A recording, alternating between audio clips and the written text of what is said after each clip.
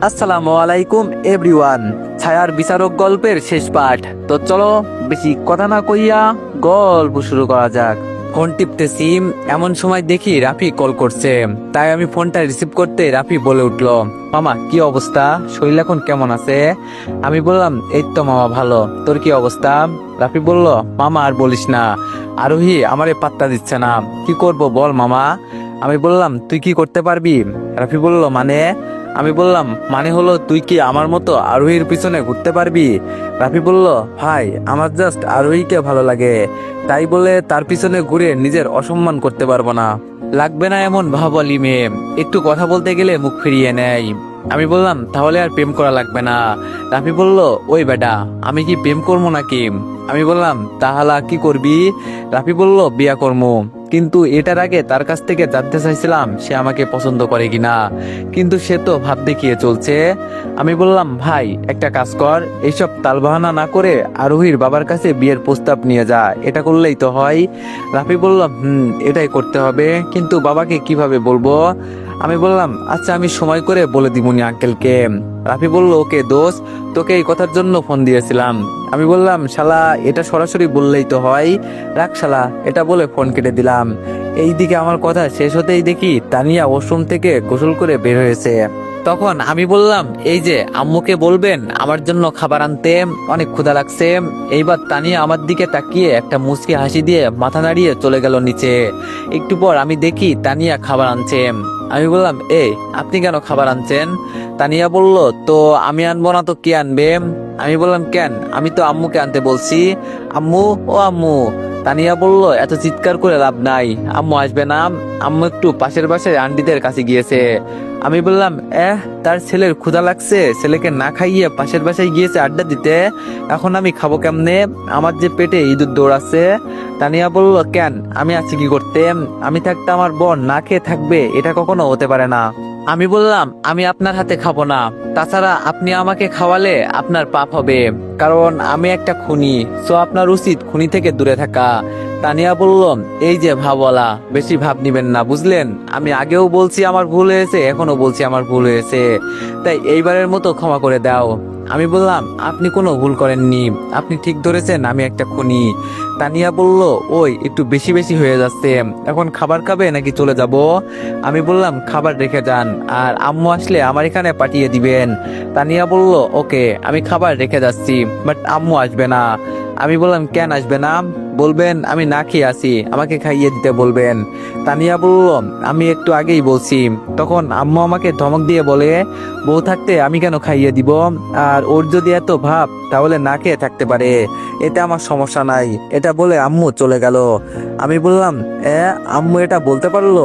অনেক হচ্ছে সবচেয়ে বিশ্বস্ত বুকমেকার, পিএসজি এবং সিরিয়া এই অ্যাপের অফিসিয়াল পার্টনার। এই অ্যাপে আপনি cricket, football, tennis live match দেখে এবং তাদের ভবিষ্যৎবাণী করে সহজেই অর্থ উপার্জন করতে পারবেন। সেই সাথে বিএমডব্লিউ গাড়ি, আইফোন, ল্যাপটপ এবং আরো অনেক নগদ পুরস্কার জেতারও সুযোগ রয়েছে। এই অ্যাপটিতে আপনি ক্র্যাশ ক্রিস্টাল 21 ইত্যাদি গেম খেলে সহজেই আয় করতে পারবেন। আপনি বিকাশ, নগদ, রকেট, ব্যাংক, ক্রিপ্টো, পেপাল এবং অন্যান্য সহজ পদ্ধতির মাধ্যমে সহজেই আপনার জেতা টাকা তুলতে পারবেন।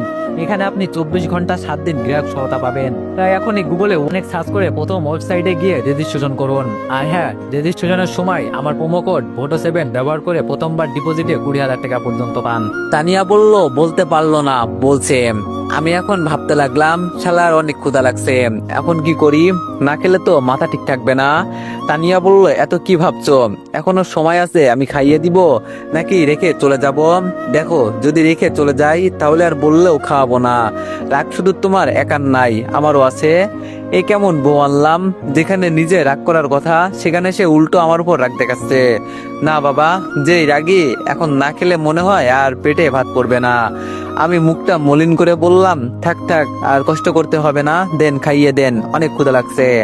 আমার কথা শুনে তানিয়া একটা হাসি দিয়ে মনে মনে বলল, এই তো চান্দু, এইবার লাইনে এসেছো। তারপর তানিয়া আমার পাশে বসে প্লেট হাতে নিয়ে আমার মুখের সামনে খাবার নিয়ে গেল, আর আমি হা করতেই তানিয়া হাত পিছনে নিয়ে গেল। আমি বললাম কি হলো, হাত পিছনে নিয়ে গেলেন কেন? তানিয়া বলল এত সহজে তো খাওয়াবো না, আগে আমাকে তুমি করে বলতে হবে। আমি বললাম আচ্ছা তুমি করে বলবো, এইবার তো খাইয়ে দাও। তানিয়া বলল দিব তো সোনা, আগে আমার এই গালে একটা পাপ্পি দিতে হবে। আমি বললাম কি পারবো না, তুমি বলতে বলছো বলেছি, এখন পাপ্পি পারবো না। তানিয়া বলল ওকে আমিও খাওয়াবো না, খাবার রেখে গেলাম। এটা বলে উঠতে গেলে আমি বললাম এই না না বউ পাখি উঠিও না, ক্ষুধার জ্বালায় মরে যাব। তানিয়া বলল ওমা তাই, তাহলে পাপ্পি দাও খাইয়ে দিব জামাই সোনা। এটা বলে আমার মুখের সামনে গাল এগিয়ে দিতে আমি একটা পাপ্পি দিলাম, তারপর তানিয়া খাইয়ে দিতে লাগলো। একটু পরে খাবার শেষ করে তানিয়া আমাকে ওষুধ খাইয়ে দিল, আর যাওয়ার সময় আমাকে একটা পাপ্পি দিয়ে বলে জামাই সোনা এইবার রেস্ট নাও কেমন। আমি গেলাম। এটা বলে তানিয়া চলে গেল, আর আমি তানিয়া যাওয়ার দিকে তাকিয়ে বললাম আহা গো, এমন বউ পেলে সারাদিন রাগ করে থাকলেও লাভ, জোর করে খাইয়ে দিবে। আহ কি মজা আকাশে বাতাসে। এইভাবে খুনসুটি রাগ ঝগড়ার মাঝ দিয়ে পেরিয়ে গেল 15 দিন। এখন আমি প্রায় অনেকটা সুস্থ, আর এখনো তানিয়াকে বেশি পাত্তা দিই না, এতে করে তানিয়া প্রচুর রেগে যায়। তবে অসুস্থতার ভান ধরলে কিছু করে না। আমি ফ্রেশ হয়ে রেডি হয়ে বাসা থেকে বের হতে যাব, তখন তানিয়া বলে উঠলো এত সুন্দর করে সেজে গুজে কোথায় যাওয়া হচ্ছে? আমি বললাম মেয়ে দেখতে যাচ্ছি। আপনার কোনো সমস্যা? আমার কথা শুনে তানিয়া আমার কলার ধরে বলল কি বললি কুত্তা, ঘরে বউ রেখে বাইরে যাচ্ছিস মেয়ে দেখতে? তোকে তো আজ আমি মেরেই ফেলবো। আমি বললাম মারা এত সহজ নাকি? আমার কলার ছাড়ন দেরি হয়ে যাচ্ছে। তানিয়া বলল না ছাড়বো না, কি করবি তুই? আমি বললাম কিছু করব না, কলারটা ছাড়ো, বড় স্যার ডাকছে সেখানে যাচ্ছি। আমার কথা শুনে তানিয়া আমার কলার ছেড়ে বলতেছে সত্যি তো? আমি বললাম সত্যি ভাই আসি। তানিয়া বলল খবরদার কোনো মেয়ের দিকে যেন চোখ না পড়ে। আমি বললাম পড়লে তাতে আপনার সমস্যা কোথায়? আমার চোখ আমি দেখবো। এটা বলে দিলাম দৌড়। পাখিটাকে আর সেই রাগিয়েছি। এইদিকে আমার কথা শুনে তানিয়া রেগে বলল কুত্তা কি বলছিস, দাঁড়া আজ বাসায় আয়, দেখাবো মজা আমি কি জিনিস। এইদিকে আমি বাসার নিচে এসে রাফিকে কল দিলাম, কই রে তোরা? রাফি বলল এই তো রহিম মামার দোকানে চলে আয়। তারপর আর দেরি না করে মামার দোকানে চলে গেলাম। সেখানে গিয়ে দেখি রাফি, রানা, নাইম বসে আড্ডা দিচ্ছে।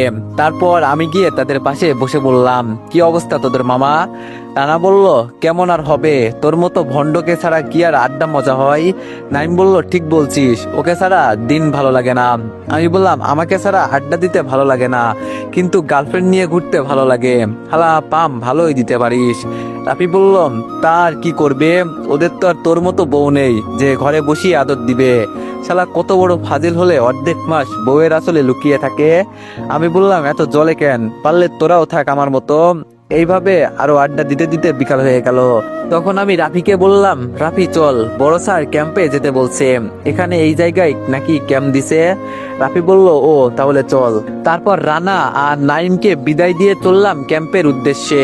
কিছুক্ষণ পরে চলে আসলাম। তারপর স্যারের সামনে গিয়ে বললাম আসসালামু আলাইকুম স্যার, কেমন আছেন? স্যার বলল ওয়ালাইকুম আসসালাম, ভালো, তোমরা কেমন আছো? আর আবির তোমার শরীরের কেমন অবস্থা?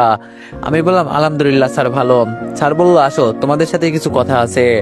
এটা বলে স্যারের সাথে আমরা দুইজন এক কোনায় বসে পড়লাম। রাফি বলল জি স্যার এখন বলেন। স্যার বলল দেখো রাফি আর আবির, তোমরা যদি মনে করো নাসির নিজাম এদের মেরে শহরকে সন্ত্রাসী মুক্ত করেছো তাহলে এটা ভুল। রাফি বলল জি স্যার, আমরা তো এটা কখনো মনে করিনি, কারণ এরা হচ্ছে অপরাধের গোড়া, এদের তো ঢাল আছে তাই না? স্যার বলল কিন্তু আমার মনে হচ্ছে এটার চেয়েও বেশি। আমি বললাম মানে স্যার?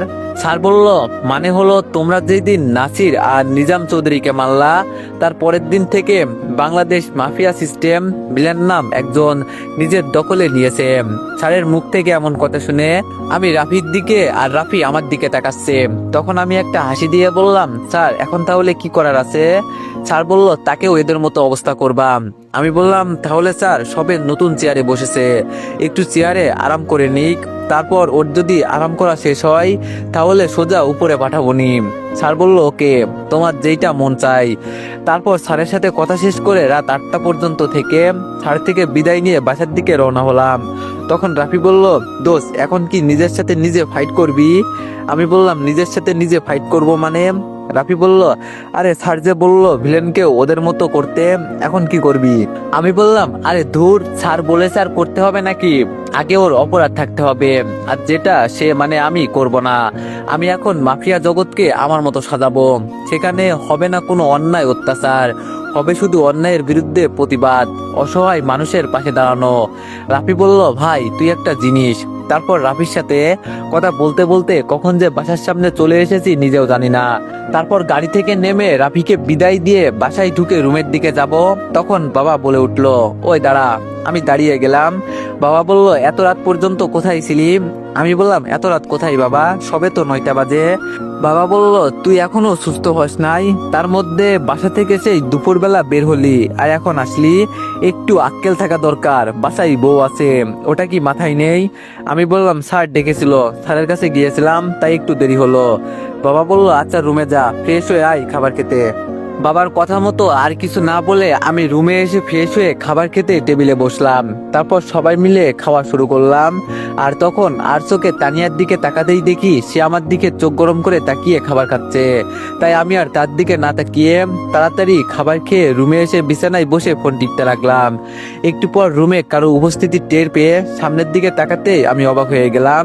তার কারণ আমি দেখছি তানিয়া হাতে একটা লাঠি নিয়ে রুমে এসে দরজা বন্ধ করে দিতেছে। আমি বললাম, এই এই আপনি দরজা কেন বন্ধ করছেন?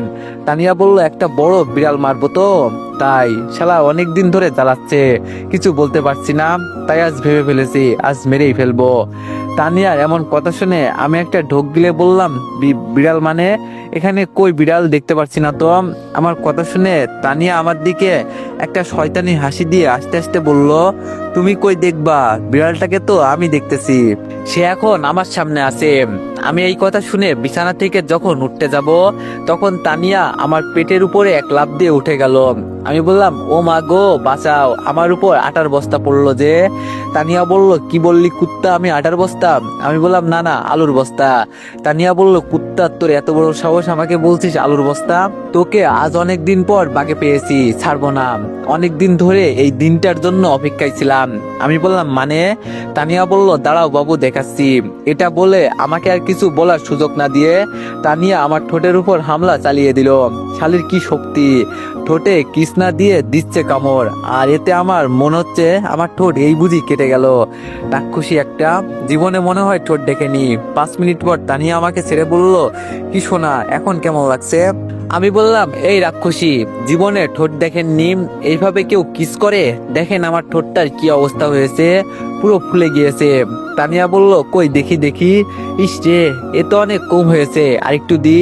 তানিয়ার এমন কথা শুনে তাড়াতাড়ি হাত দিয়ে মুখ ঢেকে দিলাম। কি ডাইনি রে, এমনটা কেন করছিস? এতদিন অনেক জ্বালিয়েছিস, আর সব সুদে আসলে নিয়ে নিব। আমি বললাম, ওঠেন আমার উপর থেকে, আমি এই রুমে থাকবো না, আপনি একটা লুচ্চি, না জানি কখন আমার ইজ্জত নিয়ে নেন। তানিয়া আমার কলার ধরে বলল, এই রুম থেকে যাওয়ার চেষ্টা করলে এই লাঠি দিয়ে মেরে আবার ঘরে বসিয়ে রাখবো, আর আমার বরের ইজ্জত আমি নিব না তো কে নিবে? আমি বললাম, আমারই তো সব, কারণ ইজ্জতটা যে আমার। তানিয়া বলল, আর বরটা যে আমার। আমি বললাম, এই আমি কার পাল্লায় পড়লাম, জীবনেও কথা বুঝবে না। তানিয়া বলল, তুমি তোমার রোমান্টিক বউয়ের পাল্লায় পড়েছো সোনা। তানিয়ার কথা শুনে বললাম, প্লিজ আমাকে ছেড়ে দেন, আমার ভালো লাগছে না। তানিয়া বলল, এত সহজে তো ছাড়বো না, একটা একটা করে প্রতিশোধ নিব, তারপর ছাড়বো। এখন জানো, সুন্দর করে আমাকে আই লাভ ইউ বলো, বলবা বউ পাখি আমি তোমাকে এত এত ভালোবাসি। আমি বললাম, না আমি কখনো বলবো না, আপনার মতো ডাইনিকে তো কখনোই না। তানিয়া বলল, কি বললি, তুই আমার কথা শুনবি না? আমি বললাম, না। তানিয়া বলল, শেষবারের মতো বলছি, আমি যেমনটা বলছি তেমনটা বল। আমি বললাম, না বলবো না বলবো না বলবো না। আর কিছু বলতে পারলাম না। রাক্ষসীটা আমার ঠোঁটের উপর আবার হামলা দিল। নিজেকে ছাড়ানোর জন্য যত চেষ্টা করছি, কুত্তিটা ততবার কামড়াচ্ছে। আজ আমার ঠোঁটের অবস্থা 12টা বেজে গেল, না জানি খাবার কেমনে খাবো। আল্লাহ এই রাক্ষসী থেকে বাঁচাও মরে। কিছুক্ষণ পরে ছেড়ে দিয়ে বলল, জান সোনা, এখন বলবা নাকি আবার দিব? আমি বললাম, না না বলছি বলছি। কাজল কালো ডাইনির মতো চোখ তোমার, ঠোঁটে আছে পেতনির মতো মিষ্টি হাসি। বিশ্বাস করো রাক্ষসী বউ, আমি তোমাকে অনেক অনেক ভালোবাসি। আমার প্রপোজ শুনে তানিয়া রেগে আমাকে বলল, ওই কুত্তা, এটা কি করছিস? আমি বললাম, কেন গো, আমার বউকে প্রপোজ করছি। তানিয়া বলল, ও আচ্ছা, প্রপোজ করছো তাই তো, এখন তাহলে প্রপোজের উত্তর দিতে হবে তাই না? আমি বললাম, দাও দাও উত্তর দাও। তানিয়া বলল, আগে তোমার অডিয়েন্সদের যেতে বলো, তারপর দিব মানে উত্তর। এই আপনাদের কি একটু লজ্জা নেই? আরো শুনতে চাচ্ছেন? আরে আরে বসে থেকে লাভ নাই, আর কিছু হবে না। এখন সুন্দর মতে একটু তাদের বিবাহিত জীবনের জন্য দোয়া করবেন, যাতে তাদের ভবিষ্যতে একটা ক্রিকেট টিম বানাতে পারে। আর কমেন্টে একটু বলে যাবেন কেমন হয়েছে গল্পটি। তো আবারও নেক্সট কোনো গল্পে দেখা হচ্ছে। সবাই ভালো থাকবেন, সুস্থ থাকবেন, আল্লাহ হাফেজ।